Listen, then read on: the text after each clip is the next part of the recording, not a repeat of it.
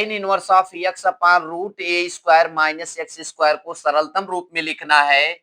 इसमें मानेंगे, माना x बराबर a sine theta, tan inverse a sine theta upon under root a square minus a square sine square theta बराबर tan inverse a sine theta बटा under root a square common करेंगे तो 1 minus sine square theta बराबर tan inverse a sine theta बटा under root a square cos square theta बराबर tan inverse a sine theta upon वर्गमूल ले लोगे तो ए कॉस थीटा, ए से कैंसिल होगा, tan inverse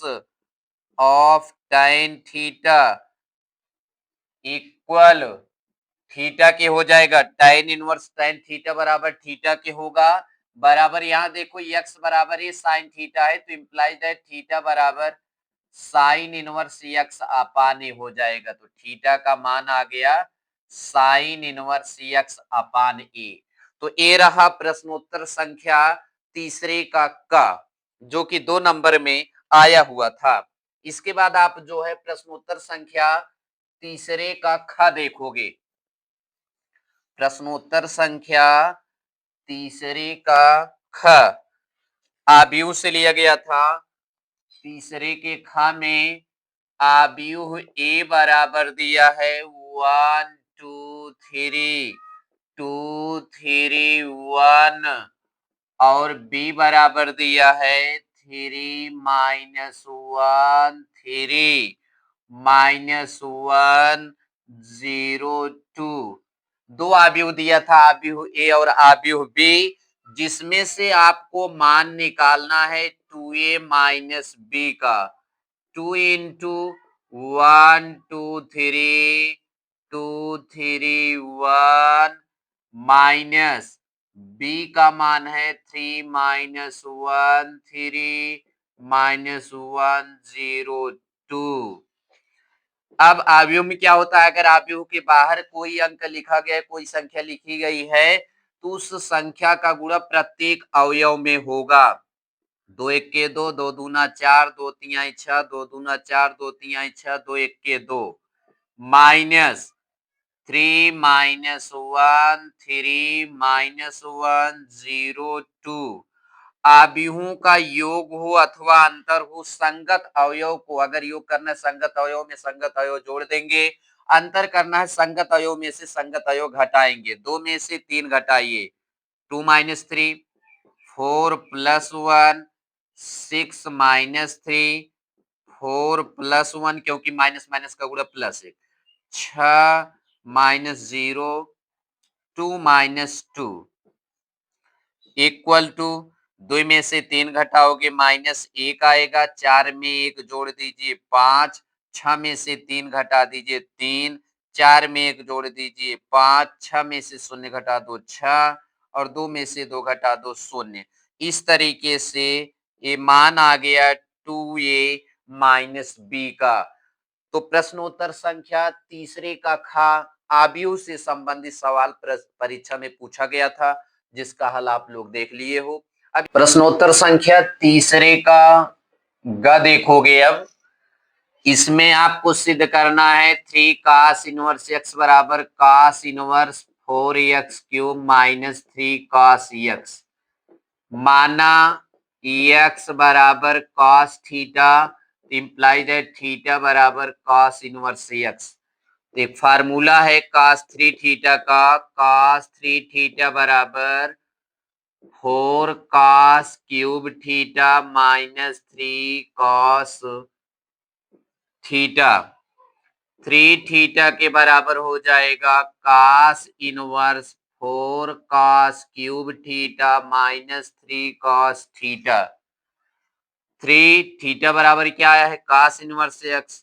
3 cos inverse x बराबर cos इनवर्स 4, चूंकि x बराबर cos थीटा है तो cos क्यूब थीटा के स्थान पे x क्यूब लिख लेंगे 4x क्यूब माइनस 3x। इस तरीके से जो आपको सिद्ध करना था वो सिद्ध हो गया। अच्छा प्रश्न था, ये प्रतिलोम त्रिकोणमिति फलन से संबंधित है। अब इसके बाद आप प्रश्नोत्तर संख्या तीसरे का घ वाला देखोगे। तीसरे का घ जो कि अवकलन का सवाल है, सातत्य तथा अवकलनीयता चैप्टर से लिया गया था। e की पावर x के सापेक्ष साइन स्क्वायर x का, तीसरे का घ है e की पावर cos x के सापेक्ष साइन स्क्वायर x का अवकलन अवकलन कीजिए। देखिए भैया, जिसका अवकलन करना है उसको y1 और जिसके सापेक्ष करना है उसको y2 फलन मानते हैं। तो साइन स्क्वायर x का करना है तो y1 बराबर क्या है, साइन स्क्वायर x। तो dy1 upon dx, sine square x का अवकलन 2 sine x into cos x एवं y2 बराबर e की power cos x dy2 upon dx बराबर d dx e की पावर cos x। e की पावर cos x का अवकलन e की power cos x into minus sine x, अर्थात आप इसको लिखोगे minus sine x into e की पावर cos x। इसलिए dy1 अपान dy2 बराबर dy1 अपान dy2 का मतलब हुआ कि y1 का साइन स्क्वायर x का y2 के सापेक्ष e की पावर cos x के सापेक्ष अवकलन dy1 अपान dy2। ठीक है, तो dy1 अपान dx अपान dy2 अपान dx लिखोगे बराबर dy1 अपान dx का मान है 2 sine x into cos x upon dy2 upon dx का मान है माइनस साइन x e की पावर cos x बराबर साइन x से साइन x कट जाएगा, आएगा minus 2 cos x upon e की पावर cos x। इस तरीके से आप e की पावर cos x के सापेक्ष साइन स्क्वायर x का अवकलन कर दिए minus 2 cos x upon e की पावर cos x। इसमें यही बात समझना है, जिसका जिसका अवकलन करना है उसको अंश में रखेंगे, जिसके सापेक्ष करना है उसको हर में रखेंगे। y1 किसको माने हैं, जिसका अवकलन करना था। y2 किसको माने हैं, जिसके सापेक्ष अवकलन करना था। ठीक है, इस तरीके से प्रश्नोत्तर संख्या तीसरा समाप्त हो गया। अब आप प्रश्नोत्तर संख्या चौथा देखोगे। प्रश्नोत्तर संख्या चौथे का प्रश्नोत्तर संख्या चौथे का आप लोग देखोगे का है वर्धमान और ह्रासमान वाला फलन है। चौथे का f ऑफ x बराबर 3x plus 17 f dash of x equal to 3x का अवकलन 3 17 का अवकलन 0 एफ डैश ऑफ x बराबर 3 है ग्रेटर देन 0। चूंकि f dash of x greater than 0 इसलिए for all x belongs to real number के लिए f dash of x greater than 0 आएगा, मतलब प्रवणता का मान 0 से बड़ा होगा। लिख दीजिए अतः फलन निरंतर वर्धमान है। फलन क्या है, निरंतर वर्धमान है। ठीक है, प्रश्नोत्तर संख्या चौथे का समाप्त हो गया। इसके बाद प्रश्नोत्तर संख्या चौथे का खा देखिए। थोड़ी सी मेहनत कर लेनी थी बस। बहुत ही बेहतरीन प्रश्न पत्र आया था इस बार। देखो इसमें भैया एफ ऑफ एक्स बराबर cos x दे रखा है, g ऑफ x बराबर 3x क्यूब। आपसे फॉग पूछा है, फॉग का मतलब होता है f of g of x।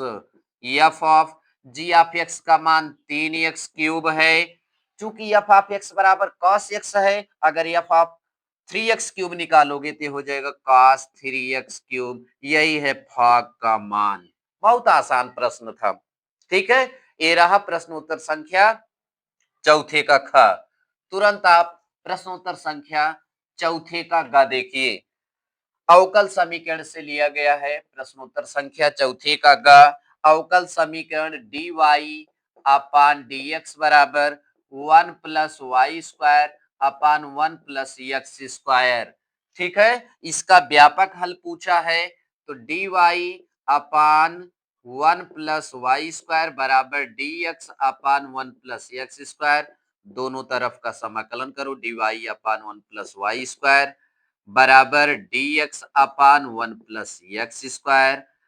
अब 1 अपान 1 प्लस वाई स्क्वायर का समाकलन tan इनवर्स y बराबर tan inverse x plus c। ठीक है ना, पक्षांतर करोगे तो पाओगे tan inverse y minus tan inverse x बराबर c के। सूत्र लगा दो tan inverse x minus tan inverse y का। tan inverse y minus x बटे 1 प्लस एक्स वाई बराबर c। और सरल कर लो, y माइनस एक्स बटे 1 प्लस एक्स वाई बराबर tan c। और सरल कर लीजिए, y माइनस एक्स बराबर tan c 1 plus x y. और एक लाइन लिख लीजिए, y बराबर x plus tan c 1 plus x y. ऐसे ही आपको हल कर लेना था प्रश्नोत्तर संख्या चौथे का ग वाला। बिना देरी किए प्रश्नोत्तर संख्या चौथे का घ देखिए। ठीक है ना, उम्मीद करते हैं आप लोगों को समझ में आ रहा है। आप लोग ऐसे ही अपनी कॉपी में लिखे भी होंगे, ऐसे ही हल किए होंगे। प्रश्नोत्तर संख्या चौथे का घ देखोगे। प्रश्नोत्तर संख्या चौथे का घ क्या है? दो सदिशों वेक्टर ए और वेक्टर बी के परिमाण ज्ञात कीजिए यदि इनके परिमाण समान हैं। दो सदिश हैं वेक्टर ए और वेक्टर बी, जिनके परिमाण समान है, बराबर हैं, हम इसको यक्स के बराबर मान लेते हैं। साथ ही साथ इनके बीच का कोण थीटा बराबर 60 अंश दे रखा है और इनका अदिश गुणनफल vector a dot vector b बराबर 1/2 दिया है। तो आप जानते हैं दो सदिशों के अदिश गुणनफल का जो फार्मूला होता है, vector a dot vector b बराबर mod vector a into mod vector b cos theta 1/2 बराबर एक्स गुणे कास 60 अंश 1/2 बराबर एक्स स्क्वायर गुणे का 60 अंश मान 1/2 कैंसिल हो जाएगा। 1 बराबर एक्स स्क्वायर। तो चूंकि परिमाण पूछा है तो ऋणात्मक नहीं आएगा। किसी सदिश का परिमाण ऋणात्मक नहीं होता तो एक्स स्क्वायर बराबर 1 लिखोगे तो एक्स बराबर 1 आ जाएगा। अर्थात दोनों सदिशों का जो परिमाण आएगा वह 1 के बराबर होगा। ठीक है ना, आप लोग ऐसे ही कॉपी में लिखे होंगे, हल किए होंगे, पूरा प्रश्न पत्र आप छाप के आए होंगे। इसका जो आंसर होगा, इसका जो सॉल्यूशन होगा, खूब बढ़िया से आप हल किए होंगे। ये रहा प्रश्नोत्तर संख्या चौथे का घ। तीसरा पढ़ लिए, चौथा पढ़ लिए। अब बारी है प्रश्नोत्तर संख्या पांचवा पढ़ोगे आप, जो कि 5 नंबर का क्वेश्चन है। जो लोग अंसाल पेपर विधिवत हल किए थे उनके लिए कोई समस्या नहीं, बढ़िया से प्रैक्टिस किए थे, आसान से प्रश्न पत्र को हल कर लिए हैं। न्यूनतम दूरी वाला सवाल है। पांचवी का ध्यान दीजिए, पांचवी का क्या है भैया? रेखाओं रेखाओं वेक्टर आर बराबर आई कैप प्लस 2 जे कैप माइनस 4 के कैप प्लस लैम्डा 2 आई कैप प्लस 3 जे कैप प्लस 6 के कैप। आई प्लस 2 जे माइनस 4 के कैप 2 आई कैप प्लस 3 जे कैप प्लस 6 के कैप। दूसरी रेखा है वेक्टर आर बराबर 3 आई कैप प्लस 3 जे कैप माइनस 5 के कैप प्लस म्यू 2 आई cap plus 3 जे cap plus 6 के cap. ठीक है ना। आप लोगों को मालूम होना चाहिए, देखो vector A1 plus vector B, vector A2 plus vector B, ये दोनों बराबर है। इन दोनों रेखाओं से यही मिला कि वेक्टर A1 बराबर आई कैप प्लस 2 जे कैप माइनस 4 के कैप, और वेक्टर B बराबर मिला है 2i कैप प्लस 3 जे कैप प्लस 6 के कैप, जबकि वेक्टर A2 बराबर मिला है क्या, वेक्टर A2 बराबर 3i कैप प्लस 3 जे कैप माइनस 5 के cap.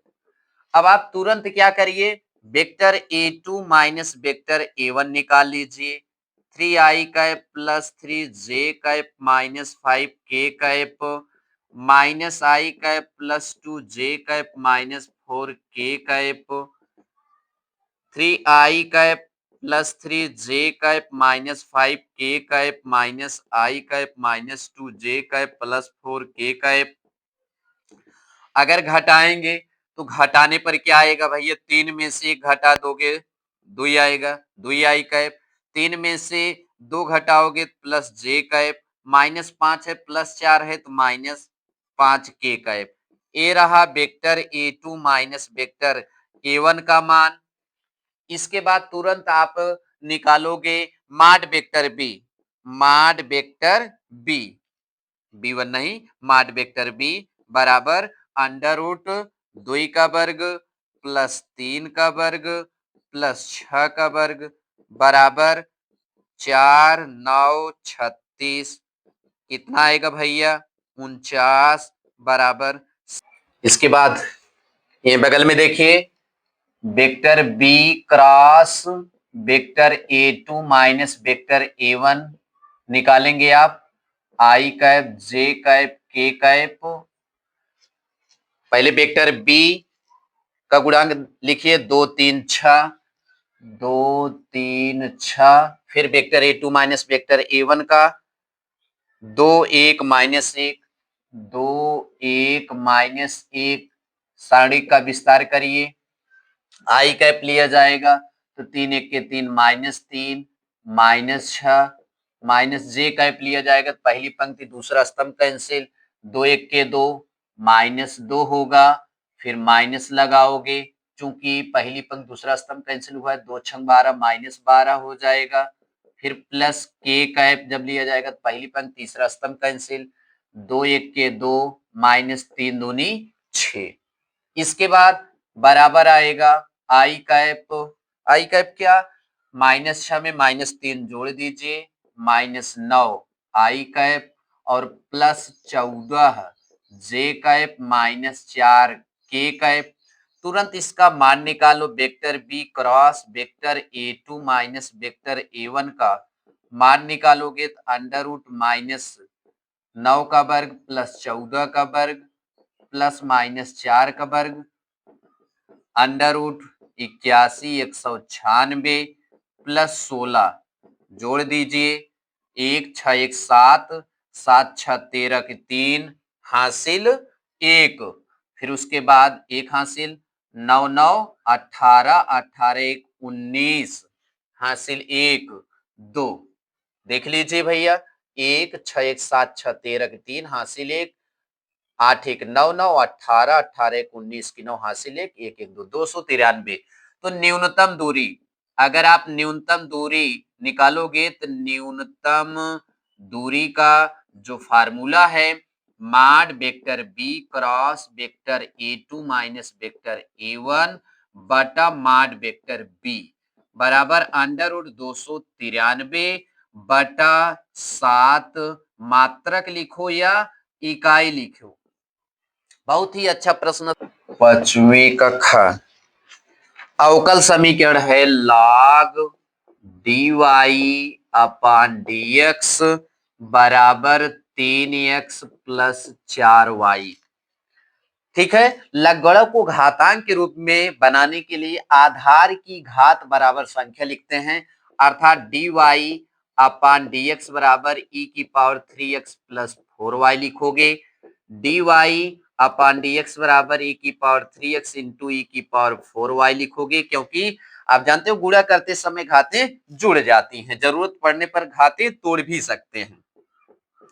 1/e⁴y dy equal to e⁴3x dx integration e⁻⁴y dy equal to integration e⁻3x dx। आपको मालूम होना चाहिए कि इंटीग्रेशन e⁻ax का समाकलन e⁻ax अपान a होता है। ठीक उसी प्रकार से e⁻⁴y का समाकलन e⁻⁴y अपान -4 होगा equal to e⁻3x upon 3 plus c. ठीक है, और सरल करना है तो क्या करोगे, माइनस e⁻⁴y अपान 4 लिख लो equal to e⁻3x upon 3 plus c लिख लीजिए। ठीक है, अब दोनों पक्षों में 12 से गुणा कर दो। अगर इसमें आप 12 से गुणा करोगे तो पाओगे -3 e⁻⁴y, इसमें 12 से गुणा करोगे तो 4 e⁻3x और प्लस 12 सी। इसी पर छोड़ दीजिए, बहुत परेशान मत होइए। ठीक है, ये रहा प्रश्न उत्तर संख्या 5वें का ख। ठीक है, अब इसके बाद हम लोग जो है प्रश्नोत्तर संख्या 5वें का ग वाला देखेंगे। बहुत अच्छा प्रश्न था भैया। 5वें का ग है, दर्शाइए कि बिंदुओं इतना और इतना से होकर जाने वाली रेखा बिंदु इतना इतना से जाने वाली रेखा पर लंब होगी। तो दो बिंदुओं को मिलाने वाली रेखा का दिक् अनुपात निकाल लीजिए। बिंदुओं बिंदुओं 1 -1 2 एवं 3 4 -2 को मिलाने वाली रेखा का दिक् अनुपात x2 - x1 कामा y2 - y1 कामा z2 - z1 से निकालोगे तो 3 - 1 कामा 4 प्लस 1 कामा -2 -2 आ जाएगा 2 कामा 5 कामा -4 अर्थात a1 बराबर 2 b1 बराबर 5 c1 बराबर 4। ठीक है, तथा बिंदुओं बिंदुओं दो बिंदुएं और दी गई हैं 0 3 2 एवं 3 5 6 को मिलाने वाली रेखा का दिक् अनुपात 3 -0 कामा 5 -3 कामा 6 -2 3 2 4 अर्थात a2 बराबर 3 b2 बराबर 2 c2 बराबर 4। लंब होने का प्रतिबंध है, रेखाओं के लंब होने का प्रतिबंध है। अगर a1 a2 plus b1 b2 plus c1 c2 बराबर 0 आ जाएगा तो प्रतिबंध ये कहता है कि ये परस्पर लंबवत है। तो तुरंत आप निकाल लीजिए a1 a2 plus b1 b2 plus c1 c2, क्योंकि अगर दो रेखाएं परस्पर लंबवत हैं तो इनके दिक् अनुपातों का संगत गुणनफल 0 के बराबर आएगा। तो a1 का मान कितना है, a1 का मान 2 गुणे a2 का मान 3, फिर b1 का मान कितना है 5 है, गुणे b2 का मान कितना है 2, फिर c1 का मान कितना है -4, गुणे c2 का मान कितना है 4 बराबर 3 दूनी 6 5 दूनी 10 4 चौक 16 16 -16 बराबर 0 लिख देंगे। अतः दोनों रेखाएं परस्पर लंबवत हैं। उम्मीद करते हैं प्रश्नोत्तर संख्या 5वीं का भी आप समझ पाए होंगे। किसी प्रकार की कोई दिक्कत नहीं होनी चाहिए और ऐसे ही आप अपने आंसर सीट में हल किए होंगे, यही हम आशा और उम्मीद लगाए हुए हैं। अब देखोगे आप प्रश्नोत्तर संख्या 5वें का घ, तुरंत बिना देरी किए प्रश्नोत्तर संख्या 5वें का घ देखिए।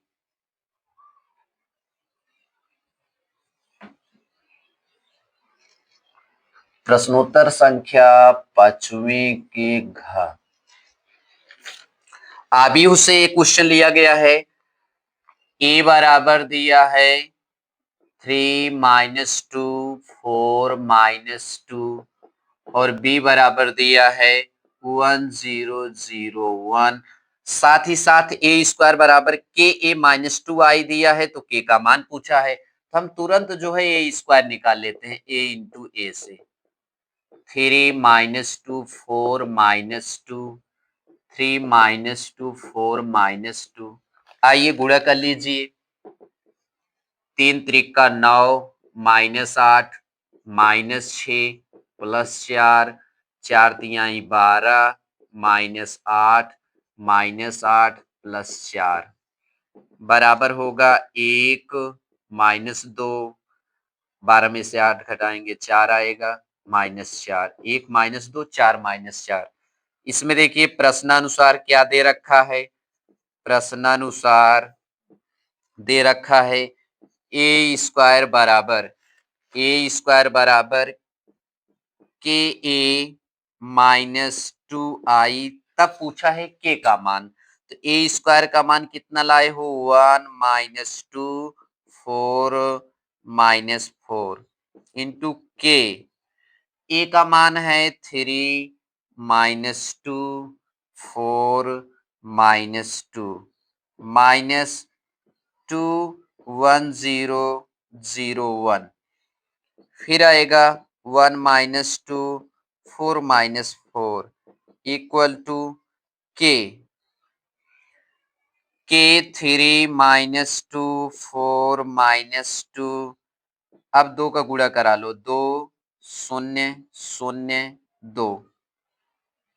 अगली लाइन में इसका आप पक्षांतर कर दोगे, जब आप पक्षांतर करोगे तो एक आव्यूह मिलेगा 1 -2 4 -4 और प्लस 2002 इक्वल टू के 3 - 2 4 -2 3 - 2 4 -2 जोड़ लीजिए, एक में 2 जोड़ दीजिए भैया 3 आएगा -2, 4 में 0 जोड़ दीजिए 4 आएगा, -4 में 2 जोड़ दीजिए -2 इंटू के 3 - 2 4 -2। इस तरीके से आप देख ही रहे हो, दोनों आव्यूह दोनों साइड बराबर हैं, जब तुलना करोगे तो आप पाओगे के बराबर 1। कितना अच्छा सवाल था, ठीक है, के बराबर 1 आ गया। अब प्रश्नोत्तर संख्या 5वें का न देख लीजिए, तो 5 नंबर का क्वेश्चन समाप्त हो जाएगा। इसके बाद 8 नंबर का 3 प्रश्न आपको और हल करना था बस, ठीक है। तो प्रश्नोत्तर संख्या 5वें का न, जो कि सातत्य तथा अवकलनीयता से है, एफ ऑफ एक्स बराबर है x square sine 1/x, x does not equal to 0, 0 जब एक्स बराबर 0 होगा, द्वारा परिभाषित एक संतत फलन है। तो संतत्य का परीक्षण करना है, एक्स बराबर 0 पर, तो लेफ्ट हैंड लिमिट ले लीजिए, limit x tends to 0 minus f of x, x का मान 0 से कम हो, चाहे 0 से कम हो या अधिक हो, यही फलन लिया जाएगा। तो limit x tends to 0 minus x square sine 1/x, ठीक है। इसके बाद लिखोगे जब h टेंस टू 0 तब x tends to 0 minus h, तो limit h tends to 0 0 minus h whole square sine of 1/0 minus h, limit h tends to 0, ये हो जाएगा भैया एच स्क्वायर और यहां से sine of -1/h equal to limit h tends to 0 minus h square sine of 1/h, ठीक है। Sine minus theta बराबर माइनस साइन थीटा होगा। अब एच बराबर 0 रखोगे तो पूरा शून्य हो जाएगा, तो लेफ्ट हैंड लिमिट का मान 0 आ गया। Right hand limit, limit x tends to 0 plus f of x, limit x tends to 0 plus वही फलन लिया जाएगा x square sine 1 upon x, इसमें भी लिखोगे जब h टेंस टू 0 तब तब x tends to 0 plus h, x tends to 0 plus h. इसका मतलब हुआ कि जब आप h बराबर 0 लिखोगे तो x बराबर 0 प्लस एच लिखना होगा। तो 0 प्लस एच का whole square sine of 1 upon 0 plus h equal to limit h tends to 0 h square sine of 1 upon h. जब आप एच बराबर 0 रखोगे तो इसका पूरा मान 0 हो जाएगा। तो लेफ्ट हैंड लिमिट में भी 0 आया है, राइट हैंड लिमिट में भी 0 आया है, फलन का मान भी 0 आया है। चूंकि x बराबर 0 पर f ऑफ 0 बराबर 0 है। इस प्रकार हम क्या पाते हैं? इस प्रकार हम यही पाते हैं कि x बराबर 0 पर left hand limit equal to right hand limit equal to f of 0 अर्थात फलन का मान, ये तीनों बराबर है तो लिख दोगे कि अतः फलन फलन x बराबर 0 पर संतत है, संतत है। ठीक है, ओके।